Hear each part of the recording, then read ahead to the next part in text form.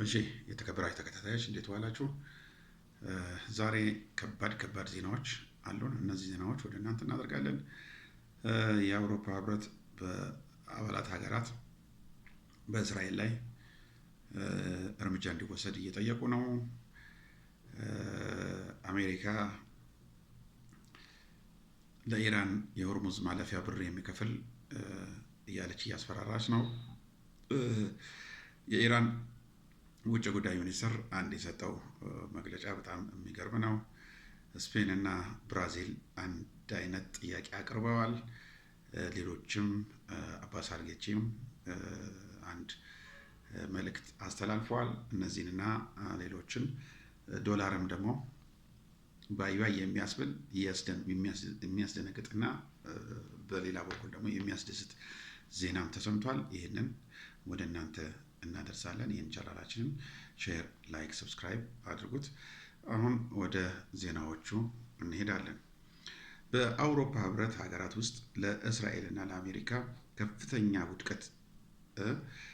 ውድቀት የሆነ ስፔን፣ አይርላንድ፣ ስሎቫኒያ፣ ቤልጅየም፣ ፈረንሳይ፣ ፊንላንድ፣ ስዊድንን ከእስራኤል ጋር ያለውን የሽርክና ስምምነት ለማቋረጥ የአውሮፓ ህብረት መደበኛ ጥያቄ ያቀርባሉ።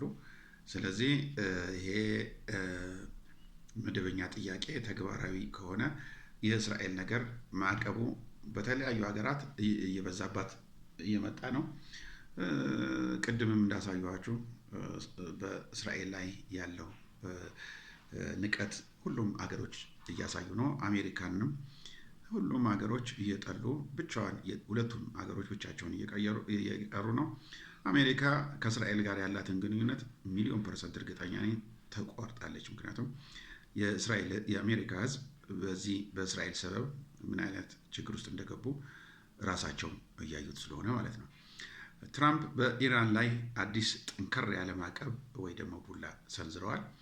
ፕሬዚዳንት ዶናልድ ትራምፕ ኢራን በሆርሙዝ የባህር ወሽመጥ ላይ የሚያልፍ መርከቦች የጦርነት ካሳ ወይንም የማለፊያ ክፍያ እንድትጠይቅ ላወጣችው ረቂቅ ህግ ፈጣን ምላሽ ሰጥተዋል።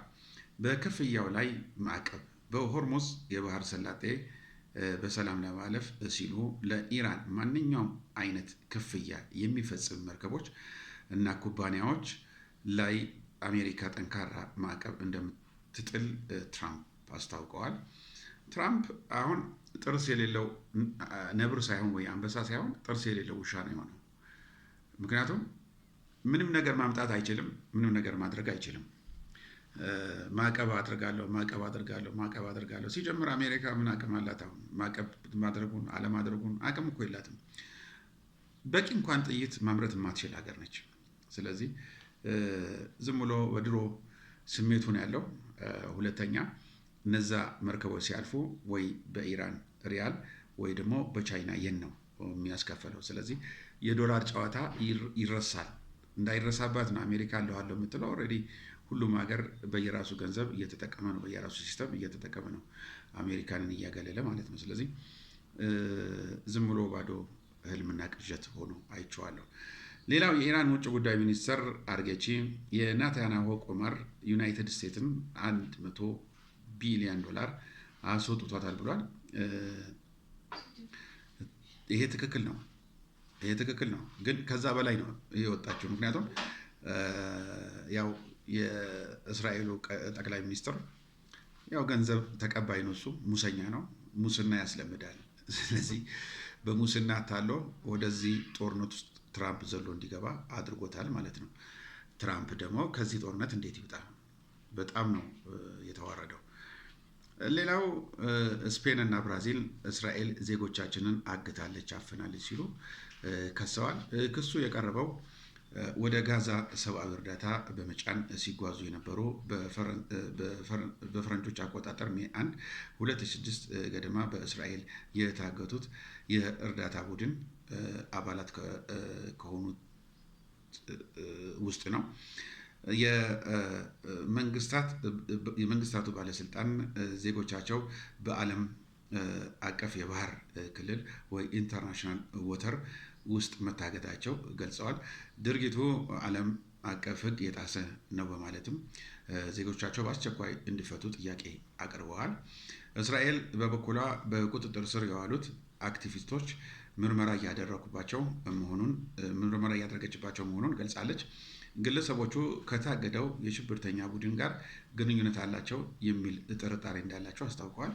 በዓለማችን ሽብርተኛ አገር ማነች ብትባል የታወቀ ነው፣ ናታንያሁ የሚመራት ነው።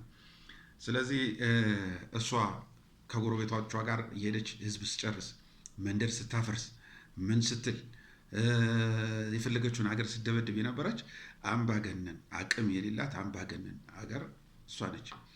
እሷ አሸባሪ ብላ ስትጠራ በጣም ነው የሚገርመው። አባስ አርጌቺ የኢራቅ አዲስ የመንግስት ማዕቀፍ በደስታ ተቀብለዋል። አሊ አልፈርሃን አልዛይዲ እንኳን ደስ አላችሁ ብለው መልእክት አስተላልፈዋል። ኢራን የኢራቅ ሉዓላዊነት እንደምታከብርና ለመረጋጋት፣ ለልማት፣ ለትብብር እንደምትደግፍ አጽንኦት ሰጥተዋል። የቴህራን የሁለትዮሽ ግንኙነትና የክልሉ ፖለቲካ ቅንጅት ለማጠናከር ያላትን ፍላጎት አጉልተው ገልጸውበታል። ስለዚህ ኢራን በጣም ስማርት የሆነ ስትራቴጂክ ነች የምትከተለው። በአሜሪካ ላይ መተማመን ይብቃል።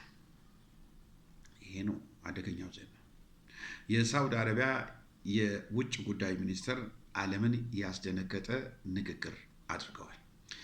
የሳውዲ አረቢያ የውጭ ጉዳይ ሚኒስትር ልዑል ፈይሰል ቢን ፈርሃን ዓለም አቀፍ ፖለቲካ ሊያናውጥ የሚችል ንግግር አድርገዋል። አሜሪካ ለረጅም ጊዜ የነበራትን የዓለም ጠባቂ ሚና ጥያቄ ውስጥ የከተተ ንግግር ነው። ይሄ ንግግር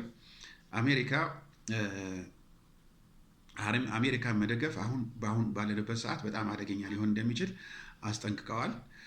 ሳውዲ አረቢያ እና ሌሎች የቀጠናው ሀገሮች ፊታቸውን ወደ አዲስ የዓለም ኃይሎች እያዞሩ መሆናቸውንና እራሳቸውን ለመከላከል አዲስ አማራጭ እየፈለጉ መሆኑን ተሰምቷል። ይህ የአሜሪካና የሳውዲ አረቢያ የቆየ ወዳጅነት ያፈረሰና ከጨዋታ ውጭ ያደረገ ነው ተብሏል። ስለዚህ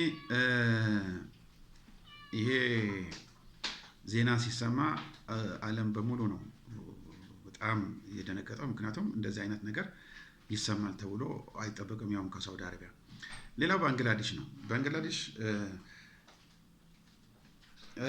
አንድ የኒውክሌር ኤሌክትሪክ ማመንጫ ሰርታለች። ባንግላዴሽ አሁን ከ32 ሀገር ነበሩ፣ አሁን 33ኛው ሀገር ሆናለች ማለት ነው። የኒውክሌር ኤሌክትሪክ ማመንጫ ጣቢያ ካላቸው ሀገር ውስጥ ሆናለች ማለት ነው። ባንግላዴሽ አሁን የ300 ሜጋ ዋይት ኃይል ያለው ማመንጫ ጣቢያ ሰርታለች። ይሄ እንኳን ለሷ ለጎረቤቶቿ ሳይቀር የሚያግዝ ነው ማለት ነው።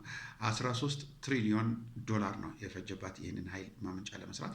እጅግ በጣም ብዙ ገንዘብ ቢሆንም ግን ይሄ ለዘላለም ውጤታማ የሆነ ስራ ነው የሰራቸው።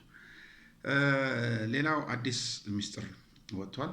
የኢራን ጦር ታላቋ እስራኤል ወይ ግሬት እስራኤል አጀንዳ ጋር የተያያዘ ነው ሲል ሮበርት ገልጿል። በሬገን አስተዳደር ወቅት የገንዘብ ሚኒስትር ረዳት የነበሩት የቀድሞው የአሜሪካ ከፍተኛ ባለስልጣን ፓሊ ክሪክ ሮበርትሰን በመካከለኛው ምስራቅ በተለይም በኢራን ላይ የሚካሄደው ጦርነት ታላቋ እስራኤልን ከተባለው ሰፊ አጀንዳ ጋር የተያያዘ ነው ሲሉ ገልጸዋል።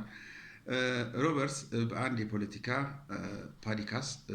ፓዲካስ ላይ በሰጡት አስተያየት ኢራን እና የእስልምና ዓለም ስለ መካከለኛው ምስራቅ የወደፊት ዕጣ ፈንታ በሚያደርጓቸው ንግግር ላይ የታላቋ እስራኤል ጉዳይ በቀጥታ አንስተው ነው የተናገሩት። ስለዚህ ይሄ ደግሞ ትክክል ነው። ምክንያቱም ኢራን ከተዳከመች፣ ኢራን ከተበታተነች እዛ አካባቢ ሀያል የለም። እስራኤል በ2 እና 3 ቀን ውስጥ ያንን አካባቢ ትቆጣጠረዋለች። ያን አካባቢ ተቆጣጥራ ደግሞ የፈለገችውን ታደርጋለች ማለት ነው። ስለዚህ ኢራን ግን ካለች ኢራን ልታስቆማት ስለምትችል መጀመሪያ ኢራን እጇን መስጠት አለባት። ለዚህ ደግሞ አሁን ያለው የአሜሪካ አስተዳደር ትንሽ ችግር ያለበት ስለነበረ በችግሩ ገብቶ ወደዚህ ጦርነት ጎትቶ አስገብቷቸዋል። አሁን ትራምፕ ከዚህ ጦርነት እንዴት እንደሚወጣ ሌት ከቀን እያሰበ ይገኛል። የተከበራችሁ ተከታታዮች የዛሬ ፕሮግራማችን ይህን ይመስላል። ስለተከታተላችሁኝ እጅግ በጣም አድርጌ አመሰግናለሁ። ሰላም ዋሉ። ቻው ቻው።